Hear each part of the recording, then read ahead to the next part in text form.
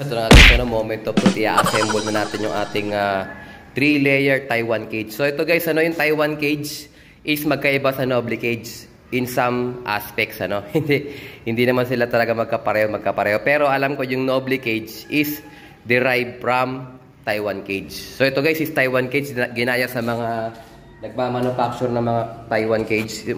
Paano ba yun? Kasi siyempre ang Taiwan cage galing sa Taiwan, So yung Noble cage ginaya dito. Okay? So, ang pagkakaiba ng Noble cage, guys, meron siya dito para nakatupi. Buo siya mula dito hanggang papunta rito. So, nakatupi siya, dagdag tiba yon kasi may tupi. Tapos, yung pinaka-assemble niya, eto, natutupi yan lahat. Yan, kumbaga madali na ikabit. Unlike ito, hindi mo siya pwedeng itupi ng ganun kasi uusli ito nasa ibabaw. Kaya nangyayari, itong pinaka-ibabaw, nakahiwalay siya. Ayan, yun ang advantage ng Noble cage. Kaya hindi mo na siya pag-iwalay, tutupi-tupiin mo na lang siya. Ayan, so ito guys, ganito lang mag-assemble niyan para madali. Idadapa mo lang yung isang frame, tapos itutungtong nyo isa-isa yan sa mga layer niya. So pag nakatungtong na yan, papatungan mo naman to ng isa pang sa ibabaw. So papakita ko sa inyo, wait lang. So ito na nga guys, ganito mangyayari dyan. So pag naipatong nyo na yung tatlo, so ang una nyo lang checkin guys, yung pagkakapare-pareho ng pintuan. So kung pintuan nyo sa ibabaw is pa ganyan, o kung saan kayo mas komportable, kasi minsan may kaliwa o kanan. So ako mas komportable ako dito sa pagpapunta sa kaliwa, yung bukasan. Ganyan yung gusto ko. So pag gusto nyo naman kakabila, kunyari kaliwete kayo, babaltarin nyo lang yan. So same thing, basta tingnan nyo lang kung ano yung orientation niya. Pwede nyo ilipat yan habang di pa na-assemble. So sabi ko, pipinturahan ko siya, hindi ko na napinturahan. Bibilang ko na lang ng spray paint na silver para i-touch up ko na lang ito may mga kalakalawang ng konti. Ngayon, tataklob ko naman tong kasama niyang frame. Let's go. So, ito na guys, nakataklob na. So, medyo hihilot-hilot nyo lang ng konti yan. Hindi naman yan masyadong saliwse. Pero medyo may konting lang yan. Kumbaga, ipipit nyo siya. Kumbaga, medyo ihila-hilahin nyo, i-adjust nyo hanggang sa pumantay siya. Ayan o. O, ngayon, pantay na siya guys. Isang hilera na lang yan. Ikakabit nyo na yung mga hook. So, ito yung pinaka, niyan. Ayan. So, nakaganyan yun guys, nakasabit na ganyan. Siyempre sa loob yan guys, sa loob. Silalak mo siya dyan. Kakabit ko muna guys, Let's go! So ito guys, nakabit ko na yung mga bolts, pero hindi ko pa siya sinagad na higpit. So pinakapit ko lang para at least mahila siya ng konti. Pero mamaya, ihigpitan pa natin siya para talagang sumampa siya pag nakatayo na siya. Okay? Dito naman sa kabila, ang technique dito, kasi hindi pa yan nakabolt, igaganyan nyo lang muna siya. Lalagyan nyo siya ng kalso. Gaganyan nyo siya. Tapos, kakabit nyo muna yung side. Tapos, pagkakabilang side naman, sa kabila nyo naman siya gaganon. So, unahan natin dito, guys. So, ito guys, okay. So, ang ko ng natin, bistay.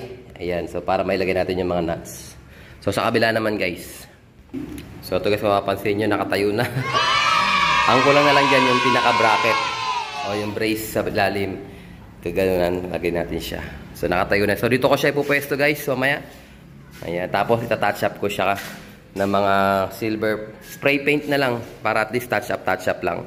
So ngayon nakatayo na siya, pwede ko na siyang higpitan nung sakto sa higpit niya. Hindi nyo na kailangan higpitan ng sobra guys. Ang goal nyo lang is mapakapit nyo lang. Kasi hindi naman niya naalis, hindi naman siya ililipat Kumbaga steady lang siya sa lugar niya. So hindi nyo siya kailangan higpitan ng sobra. Ang importante lang, para nakadikit lang siya. Tulad ito, hindi siya nakadikit na masyado, di ba? Gumagalaw. Ayan o. So, kailangan nyo lang, ganyan, pwede nga kamay lang yan guys, kamay nyo lang yan. Pero siyempre maganda, kung may konting kapit, konting higpit ng wag na masyado. Kasi, ang nangyayari kasi by experience ko, natatanggal tong pinaka-welding niya. Papapansin nyo, pagka sinobrahan nyo nagigpit, magtatanggalan yung mga welding na yan. Yun nga guys, mamaya ulit. Let's go! So, eto nga guys, sa mga naghihintay, dumating na yung ating stock. 50 pieces, ayan. Sensya de Gallo de Wormer. Ayan sakto pang breeding natin. So magbe-breed na rin tayo para sa preparation ng 2024 season. Ayan ito yung ginagamit natin, Sensya de Wormer. Matipid to guys, 1 ml sa 1 liter. So ang paggamit ko nito, kunyari meron tayong 2 liters sa tubig. So 2 ml din yun. So ang isang pisil na ganyan is 0.5. So kailangan nyo ng 1 ml, kaya 2 pisil. Tansyahan lang yan guys, wala namang overdose yan. Pero siyempre, wag naman isang bote, no? At saka inorderan ko din kayo ng ano sa mga naghihintay nito. O yan o, Cocciminator. So ito yung pamalit ko guys sa ano sa 4-in-1. Kunyari ganito. Medyo mahal kasi ito guys eh. Yung isang gantong sachet, 150 pesos. Pero kung nagamit kayo nito, maganda talaga to siyempre. Ang trabaho naman ito, treatment of adeno and upper respiratory tract infection. 4-in-1. Pamplashing yan guys. At gamot na rin siyempre. So ito naman, 3-in-1 naman to guys. Ano? Coccidiosis, E. coli at Salmonellosis. Ayan, tatlo yan guys. Oh. So sa mga gumagamit ng BS powder at saka 4-in-1, so ito na yung kapalit nun guys kung gusto nyo magtipid. 50 pesos lang to guys, isang sachet. So sa isang sachet naman nito, ang timplahan niya, 5 grams isang sachet sa 1 gallon. So mas matipid to, pansinin nyo. Doon kasi, isang sachet, 2 liters.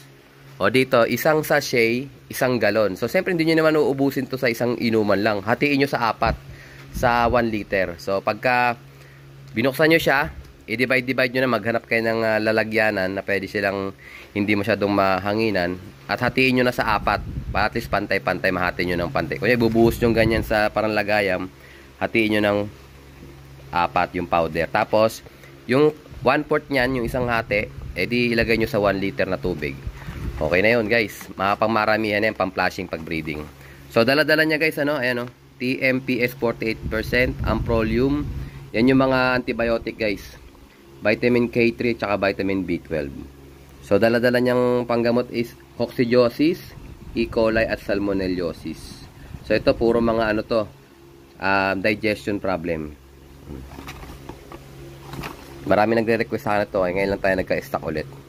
So, ito yung mas murang pamalit dun sa 4-in-1. Pero siyempre, kung sanay kayong gumamit nun, kung may budget din naman, dun na tayo sa 4-in-1. Sanay na tayo dyan eh. Ito kasi, ito yung alternative. Mas mura. 50 pesos lang isang sachet. Ayan. So, gagamit din tayo nito. Kasi siyempre, magtitipid tayo. Marami tayong tawag dyan, breeders na ipa-flashing. Ayan. Sabay-sabay ko na silang ipapurga at saka sunod-sunod natin silang gagamitan ng pang-flashing. Ito kasi pang lower, tapos may pang-upper tayo, yung respiratory. Sama yung gamit ko nun. Yung, ito, Mucotil. So, yan. Ganun din yan, guys. Ito naman, trabaho nito. Ayan, nakalagay, oh. Fowl cholera, coryza, sipon, at mycoplasma. Ito naman pang-flashing sa upper naman. Sa respiratory naman to. So, ganun din, guys. 5 grams, 1 gallon. Same lang ng timplahan ng ating Cocciminator. Okay, mag 3 to 5 days kayo nito, tapos pahinga kayo ng 2 days, mag probiotics kayo, tapos plain water, tapos after naman nun, ito naman, Mucotil. Ganon din, 3 to 5 days prevention for breeding. Tapos pag sinisipag-sipag pa kayo, magpara-stop din kayo.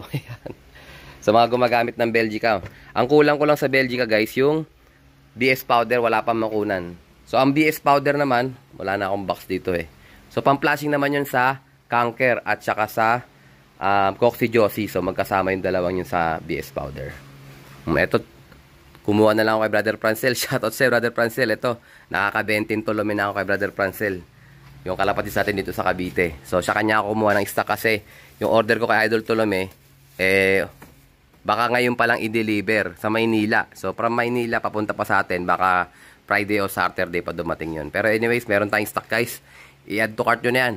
Let's go! So ito guys, i-shoutout natin si Brother Carlo ng General Trias Cavite. So umorder siya sa atin ng 4-in-1 vaccine. Ito, naka-tissue pa yan, no? So siyempre, sama natin ng yelo yan guys, ano? At ito, pagka kusunadan nyo, meron tayong P201 dito guys, ano? O, sa mga gumagamit nito. At saka itong ating ND Clone 30. Ito 750. Ito 850. Oh, ito naman 2,000. Ayan. Sa mga naghahanap ng mga vaccine, meron tayo diyan, guys, ano? So pagka ito kasi para mixo lang ang dala nito, guys. Kaya maganda rin to, guys, kasi at least may vaccine yung ibon nyo at makakatipid kayo ng konti. Ito naman pang maramihan. Oh, kung gusto niyo naman ito kasi yung ginagamit ko siyempre ito. Meron akong bukas dito, guys, oh. Ayan. So ito kasi 4-in-1 vaccine siya. Ayan, oh, made in Hungary. PMB adeno salmonella bronchitis. Ayan. Expiration 10/04/22. Ito kasi mas maganda kasi mas marami siyang dala-dala. So, isang vaccine lang, 4 na kagad yung may immune ng ibon. Ayan. Siyempre, mas mahal nga lang talaga. Shoutout sa Brother Carlo. I-ready ko na to. Siyempre, hindi ko pa lalampasin yung pagkakataon. Bibigyan natin siya ng freebies. Mamaya pagbaba, pipili tayo. Let's go! Ito nga guys, bigyan natin siya ng siguro bibigay ko sa kanya itong ating whistle. Ito. At saka siyempre mga clip ring. Marami akong clip ring dito na for giveaways eh. Ito. Bigyan ko siya ng 4 na kulay. Okay, 2 klase ng kulay. Ayan. So sa mga bumibili ng vaccine, ayan, may mga ano rin yan guys. Freebies, siyempre. Daming freebies oh. O tapos bibigyan ko rin siya ng dahil 2,000 pesos yung vaccine. 10 ticket meron siya. Para sa ating draw. Sa mga nagtatanong kung kailan ang draw, nakalagay dyan sa ating raffle stop. January 1.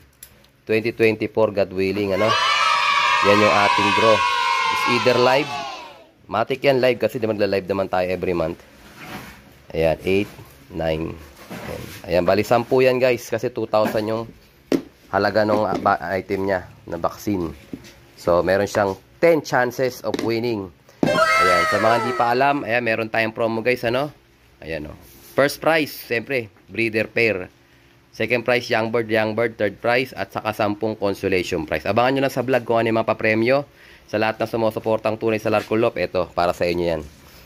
Hindi lang kayo nagkaroon ng chance makabili sa atin, meron din kayo chance manalo pagka bumili kayo, siyempre. Okay? Babalot ko lang to guys, parating na raw yung rider eh. Let's go! Good luck sa'yo, Brother Carlos. Ito guys, sinakit ko na rin yung ating mga poop tray. 2, 4, 6, 8. So, kulang ako ng isa. Meron naman ako mga extra dyan sa likod. So, yun yung ating ilalagay dito guys. Sa isang layer, 3. So, 1, 2, 3. Ayan. Tapos nag-akit din ako ng Foximinator. So, ito yung gagamitin kong pang-flashing. Dati kasi 4-in mo ng gamit ko. So, medyo magastos yun. So, yan na muna ating gagamitin. So, kanina na-disgrasya yung isang ibon ni Brother Shine. Kung kailan naman iwawalay na yung ibon, na-disgrasya pa. O, ayan o. Malaki na yung ibon o. Kapatid niya namatay. Bigla na lang na-stroke. Ang ganda ng ibon, no? So, sinusubukan pa rin yung ibon. Pero tingin ko, kompleto naman na yung kanyang balahibo sa ilalim. So, iwawalay na rin natin yan. Ayan, baka madisgrasya pa. So, tatanggalin ko na rin yung mga magulang nila. Oh, ito naman yung 2 Black Eagle, oh. Ayan yung mga pasingsing sa atin. So, wawalay ko na rin yan sila. So, ito yung papalit ko doon sa namatay na ibon. Ito. Vandenbroek Dr. Ide. Oh, kung di ako nagkakamali, baka kapatid to ni Dapo Baby. So, may speed din to. Tsaka ang naalala nyo, yung naka-alpas na ibon sa San Fernando, Pampanga, na nakauwi sa atin, ayun, baka line din ito yun eh. Dito natin guys, may mga namisa akong ibon kanina, nakapansin ko no. May mga naglaglaga na eggshell na basag. So, ibig sabihin, namisa. Ayan. Ito, namisa rin to. May eggshell siya, oh. So, ito yung line namin na Banbundi rin. Ni Brother Marlon. Tapos, pinaris namin to sa Alphonse na finisher namin. Ay, may pisa na siya, oh. So, sana 2 yung pisain niya. Dito naman, meron tayong ito, hindi pa pisa eh. Mac Negra Lines Cross Vicentingo. Ito yung Mac Negra natin. Ito, pasingsing din to. Pwede na rin siguro iwala ito. Tignan natin.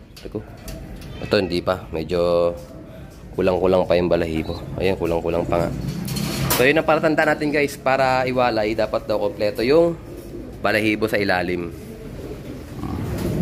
Ito, pisa na rin to. Isa lang to, solo to. Malapit na nga singsing, ano. Ayan, nakalagay solo. Ito yung Basra Makarta namin. Ayan, krinos ko sa Speedbird natin na si 27. Kung maalala nyo. Russell Cross. Ano ba yung cross ni Russell? Ano ba ang cross nito? Woodsend. Ayan. Ito naman yung ating inbreed. Pwede na rin iwala ito. Yung puti. Stockbird ko lang yan. Yung kapatid niya. Yung white flight na nandun sa young birds natin. Ito. Iwabalay ko na to. Ito yung pamalit ko kay Brother Shine. Kaso hindi pa siya kompleto. Mga ilang araw pa siguro to. Balik ko muna siya rito. So nangitlog na nga sila ulit. Ayan. Pero itong tatlo rito, ibawalay ko na yan, ilalabas ko na. Kukunin ko na yung mga records nila para mabaksinan. Actually, sasabay-sabay ko na silang baksinan. Ilang araw na lang naman ito eh. Siguro mga 2 to 3 days, pwede na din ito iwalay. Eh dito, meron pa pala tayo ginakay dito. Ito kasi nasa ilalim eh. Halos hindi ko mapansin to eh. Oh, healthy naman sana siya. Yan sila guys, oh, healthy naman. Makikita nyo yun sa droppings. Oh, yan, tuyong-tuyo guys, oh. Pagka ang droppings ng may inakay is nagwa-watery, ang advice ni Ex Machina, kal na yun mga kalapatids. Hindi niya na pinapatuloy yun pagka nagsasabaw yung droppings. So kailangan supportahan nyo rin ng vitamins guys para since mabuo yung kanilang droppings, ano? Lalo na yung mga magulang na nagsusubo. So ang sikreto ko lang kaya maganda yung breeding natin palagi. Mataas yung porsyento na ma-healthy yung ibon. Hindi naman kasi may 100% eh. So pag sinabi na 100%, walang pagkakamali. Merong magkakamali guys. So at least sa masasabi ko, nasa 80 to 90% yung breeding natin is maganda yung lumalabas na inakay. Kasi nga, dun sa binibigay natin mga gamot. Supplements. Actually, hindi masasabing gamot eh. Ang gamot kasi para sa may sakit. Yung supplements guys, yung mga vitamins na kailangan nila na kinakapos na bigay ng magulang, sinusuplayan natin ng supplements. Ito. Calcium, digestion, at saka yung power pills. Yan yung binibigay ko sa mga inakay. Pati sa mga breeder na rin. So yung iba, oh ito may mabimisa na rin to. Ayun, may prak na oh. Ayan. Sana dalawa pisain. Oh, ayan oh. Ay grabe, parang hindi mapipisa tong isang to. Ayun, meron din, may crack din siya. So ito, bagong pairing to guys. So sinubukan ko lang yung Peter C namin. Ito yung producer ng Tacloban Bird. Ayan. So, susunod na subo nila, iba naman ang pairing nito kasi gagawin ko siyang bullcock. Paparamihin ko yung line nitong Peter C na to kay Brad Boy Gaa. Oh, ito yung pinaris ko sa kanya, yung 305K ni JR Apo. So, sana maging maganda yung kalalabasan. Pero ito, susunod nila. Pag nangitlog siya, kasi maganda na condition nito, pansinin niyo yung barako. Yung pag nangitlog sila ulit ng pangalawa, second class nila, aalisin ko na yung itlog nila at ipapayaya ko na lang, papalitan ko naman ng bagong babae itong Peter C. Pero isasabay ko na sa schedule ng norte namin. Hindi na ngayong off-season breeding pa kasi. So ito pag napisa to, summer to. Ayan, ang gumagalaw-galaw guys, oh. Pag namisa to, ito mga summer warriors na to guys. Ito kasi naka-personal bangko pa to eh. Pero ililipad ko ng summer yan. Lahat na mapipisa ngayon summer race maliban doon sa pasingsing kasi may mga binenta na akong ibon. Ito na benta na to eh. So lahat na mabebenta, siyempre hindi mo na maililipad yun. Kasi binenta na nga eh. O ito pahinga na to. Pagtawala ito, tapon na tong itlog na to. O ito bubuhayin ko to kasi may request to sa akin. May request sa akin to si Brother Unique ko. Ito rin yung may-ari nung nung Alphonse HBR. Ayan.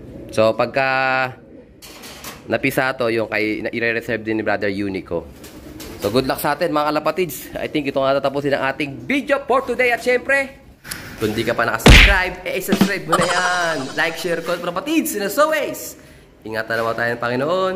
Babayu. Nga pala guys, panoorin nyo yung ating idol na si Brother Cheat Sulayaw. Lagi siyang may mga magagandang tips para sa mga newbies na kasama natin. Okay, panoorin nyo. Cheat Sulayaw sa Facebook. Mga reels niya, panoorin nyo. Let's go!